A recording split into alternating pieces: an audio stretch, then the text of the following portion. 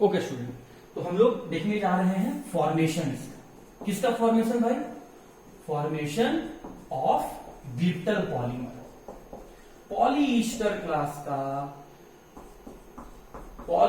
Class का एक polymer glyptal है, उसके फॉर्मेशन रिएक्शन को हम लोग देखने जा रहे हैं। पॉलीईस्टर क्लास का जो कंडेंसेशन पॉलीमर जिसका नाम ग्लिप्टल है, उसके फॉर्मेशन को देखने जा रहे हैं। तो सबसे पहले हमको क्या लेना होगा? ग्लाई लिखा हुआ है तो पहले हमको इथाइलिन ग्लाइकोल लेना होगा। तो इथाइलिन ग्लाइकोल में इथ वर्ड क्या कह रहा है? 2 कार्बन लेना होगा। इस 2 कार्बन में कितने हाइड्रोजन को अटैच करना होगा? 4 हाइड्रोजन को। तो 2 लेफ्ट वाले कार्बन पे अटैच कर दिए, 2 राइट वाले कार्बन पे अटैच कर दिए। इन दोनों कार्बन को सिंगल बॉन्ड से जोड़ दिया गया है। और ग्लाइकॉल, तो ग्लाइकोल कहने का मतलब 2 OH ग्रुप भी होना चाहिए, 2 हाइड्रोक्सी ग्रुप भी होना चाहिए। तो एक हाइड्रोक्सी को मैंने अटैच कर दिया टेल वाले कार्बन पे और एक हाइड्रोक्सी को मैंने अटैच कर दिया हेड वाले कार्बन पे। और इस मोनोमर का नाम मैंने क्या दे दिया? इथाइलिन ग्लाइकॉल दे दिया। हाँ जी। अब मैं दूसरा मोनोमर लेने जा रहा हूं स्टूडेंट, जिसका नाम क्या है? Phthalic acid. तो थैलिक एसिड हम कैसे बनाएंगे? ध्यान से देखिएगा आप इसको। सबसे पहले हमने क्या किया कि हमने एक बेंजीन रिंग बनाया। ध्यान से देखिएगा, ये मैं यहां पर बेंजीन रिंग बना लूं। ये रहा आपका बेंजीन रिंग। इस बेंजीन रिंग में हम यहां पर ये ले लेते हैं आपका, या इसको हटाकर आप मान लो कि ये एक रेफरेंस पॉइंट है या फर्स्ट कार्बन है, इसको मान लो। तो ये रेफरेंस पॉइंट, तो ये वाला पोजीशन ऑर्थो पोजीशन, या फिर अगर हम ये मान रहे हैं कि ये फर्स्ट कार्बन, तो ये हो गया सेकेंड कार्बन। और इस फर्स्ट और सेकेंड कार्बन पे हम यहां पे कार्बोक्सिल ग्रुप को अटैच कर देंगे। तो ये ध्यान से देखिए, ये फर्स्ट और सेकेंड कार्बन पे 2 कार्बोक्सिल ग्रुप को अटैच कर दिया गया है। तो इस कंपाउंड का नाम क्या है? Phthalic acid. इसका नाम है थैलिक एसिड। और अब हम इन दोनों मोनोमर को हीट करेंगे, स्ट्रांगली हीट करेंगे। तो स्ट्रांगली हीट करेंगे तो क्या बनेगा? इससे क्या निकलेगा? स्ट्रांगली हीट करने पर वाटर मॉलिक्यूल बाहर चला जाएगा, वाटर मॉलिक्यूल इवेपोरेट कर जाएगा। लेकिन रुको, ये पॉलीमर है और पॉलीमर बनाने के लिए हमें मोनोमर्स का नंबर 100 या 100 से अधिक लेना होगा। अगर लॉन्गर चेन बनाना है पॉलीमर का तो 100 से अधिक मॉलिक्यूल लो। अगर शॉर्ट चेन ही बनाना है तो मोनोमर का नंबर 100 लो। हमें लॉन्गर चेन पॉलीमर बनाना है तो इसका नंबर भी हम 100 से अधिक लेंगे और इसका नंबर भी हम 100 से अधिक लेंगे। तो 100 से किसी भी अधिक नंबर को हम n नंबर मान लेते हैं, n से दिखा देते हैं। तो हम लोग मान लिए कि इसका हम लोग n मॉलिक्यूल लिए हैं, n molecule of dihydric alcohol ethylene glycol. और इसका भी स्टूडेंट हम लोग यहां पर n मॉलिक्यूल लिए हैं, n molecule of di carboxylic acid phthalic acid. सही है। अच्छा, कैसे अरेंज किया गया है? ऑल्टरनेट मैनर में, ऑल्टरनेट फैशन में, A B A B A B, ऐसे इस तरीके के मैनर में अरेंज किया गया है। ए किसको बताया जा रहा है? इथाइलिन ग्लाइकोल को। बी किसको बताया जा रहा है? थैलिक एसिड को। तो जब ए बी मैनर में अरेंज किया गया है तो क्या कांटेक्ट में आ रहा होगा? ए का टेल बी के हेड से, ये ए है, ये बी है। तो देखो, इसे ए को पहले मैंने लिया तो ए का टेल आया, बी को लिया तो बी का हेड आया। तो ए का टेल और बी का हेड कांटेक्ट में है। फिर अब एक देखो, ध्यान दो, यहां पे बी का हेड हो चुका है तो बी का क्या फ्री दिख रहा है?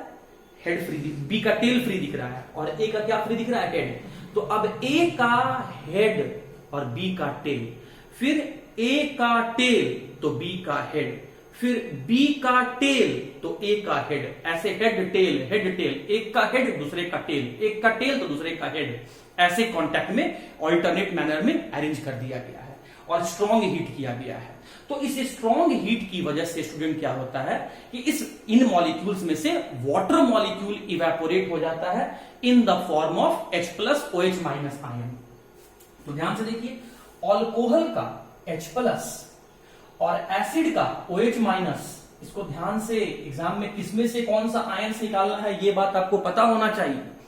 और कैसे ये आयन निकल रहे हैं स्टूडेंट, ये मैं आपको अल्कोहल चैप्टर में डिटेल से बताऊंगा। अभी फिलहाल आप यहां सुन लो। अल्कोहल में से H+ वाला पार्ट निकालना, एसिड में से OH- वाला पार्ट निकालना। ध्यान से सुन लो, अल्कोहल में से H+ वाला पोर्शन हाइड्रोनियम आयन और एसिड में से OH- वाला पोर्शन हाइड्रोक्साइड आयन। तो H+ और OH- आयन रिमूव हुआ इससे स्ट्रॉन्ग हीट की वजह से और वाटर मॉलिक्यूल का फॉर्मेशन कर दिया, तो H2O लिख दिया। फिर टेल हेड कंबाइन हो गया, इसका टेल आया तो इसका हेड आया। अब जब टेल इसका ले लिया तो अब इसका हेड लो, और जब इसका हेड ले चुके हो तो इस बार टेल लो, तो फिर इसके टेल में से OH माइनस आयन और इसके हेड में से H प्लस आयन। तो ये H प्लस और OH माइनस आयन फिर वाटर मॉलिक्यूल निकाल दिया, तो एक और वाटर मॉलिक्यूल बन गया। तो ये लिख दिया स्टूडेंट हम लोग 2H2O। तो देखो जब एक एक मॉलिक्यूल लिए थे, एक मॉलिक्यूल इसका एक मॉलिक्यूल इसका, तो वाटर मॉलिक्यूल डबल नंबर में बना, 2 बना। अगर एक एक मॉलिक्यूल लिए तो 2 वाटर मॉलिक्यूल बना, डबल नंबर में बना। तो अगर Mn मॉलिक्यूल लेंगे तो डबल नंबर में बनेगा, तो यहां पे हो जाएगा 2NH2। ये समझ में आ गया स्टूडेंट? नहीं समझ में आया वीडियो को बैक करो, सुनो मैं क्या बोल रहे हैं, और फिर भी अगर समझ में नहीं आया तो कॉल करके पूछ लेना। सिंपल सा मैथ है यार, एक एक मॉलिक्यूल लिए तो 2 water molecule, double water molecule, तो Nn मॉलिक्यूल लेंगे तो 2N water molecule, by product बन गया। अब देखो क्या क्या बच गया उसको देखो ध्यान से, देखो मैं यहां लिख रहा हूं, ध्यान से देखिएगा। इसका H प्लस चला गया, तो ये रहा फ्री वैलेंसी ऑक्सीजन के साथ, ये ऑक्सीजन CH2 ग्रुप के साथ, फिर ये CH2 ये CH2 ग्रुप के साथ, फिर ये रहा आपका ऑक्सीजन। अब इसका ऑक्सीजन, ध्यान से देखिए स्टूडेंट, इसका ऑक्सीजन अब ये यहां पर इसके कार्बोक्सिल के साथ जुड़ने जा रहा है। ये CO ग्रुप, OH तो चला गया है, तो ये रहा इसका CO ग्रुप, और ये CO ग्रुप जो है वो रिंग से अटैच है,